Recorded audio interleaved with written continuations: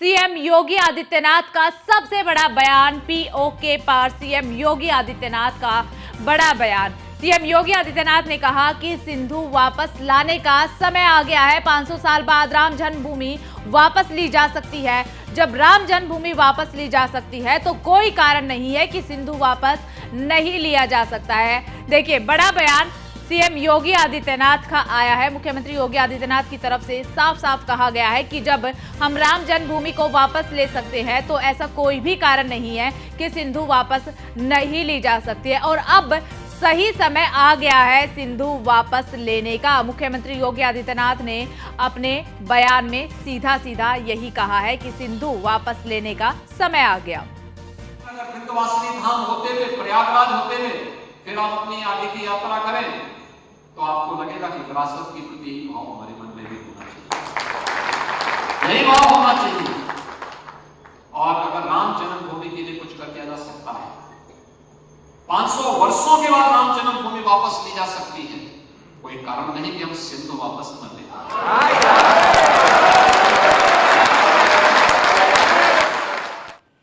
ज्यादा जानकारी के साथ हमारे सहयोगी लखनऊ से एसके वाजपेयी हमारे साथ जुड़ चुके हैं।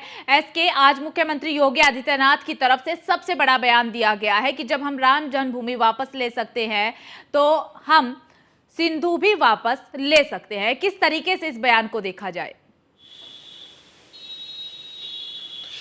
बिल्कुल, अगर हम देखें तो मुख्यमंत्री योगी आदित्यनाथ कल राष्ट्रीय सिंधी समाज कॉन्फ्रेंस थी, उसमें बोल रहे थे, जिस दौरान मुख्यमंत्री योगी आदित्यनाथ ने यह बयान दिया। हालांकि इस बयान के कई मायने हैं। सीधे तौर पर हम मुख्यमंत्री को देखें तो मुख्यमंत्री योगी आदित्यनाथ उत्तर प्रदेश, जो कि देश का सबसे बड़ा सूबा है, उसके मुख्यमंत्री होने के साथ ही गोरखनाथ पीठ के पीठाधीश्वर भी हैं और एक कट्टर हिंदूवादी छवि के नेता माने जाते हैं। जिस तरीके से मुख्यमंत्री योगी आदित्यनाथ का यह बयान आया है, सीधे तौर पर कहीं न कहीं सिंधी समाज को लेकर मुख्यमंत्री योगी आदित्यनाथ ने बड़ी रणनीतिक तौर पर कहीं न कहीं ये बयान दिया है। और सीधे तौर पर यह बयान उन लाखों सिंधी परिवारों के लिए है जो जब देश का बंटवारा हुआ और पाकिस्तान से बहुत सारे जो सिंध में लोग रहते थे, जिसमें बड़े पैमाने पर सिख और साथ ही साथ हिंदू, उसके अलावा सिंधी समाज के लोग थे, वो भारत में आकर बस गए। हालांकि भारत में इनकी बड़ी आबादी है, करीब 7% आबादी देश में सिंधी समाज की है। और सीधे तौर पर राष्ट्रीय सिंधी कॉन्फ्रेंस का कार्यक्रम था, जिसमें मुख्यमंत्री योगी आदित्यनाथ मुख्य अतिथि के तौर पर पहुंचे थे, जहां मुख्यमंत्री योगी आदित्यनाथ ने यह बयान दिया कि अगर 500 साल के बाद हम अयोध्या को वापस ले सकते हैं तो सिंध को वापस लेने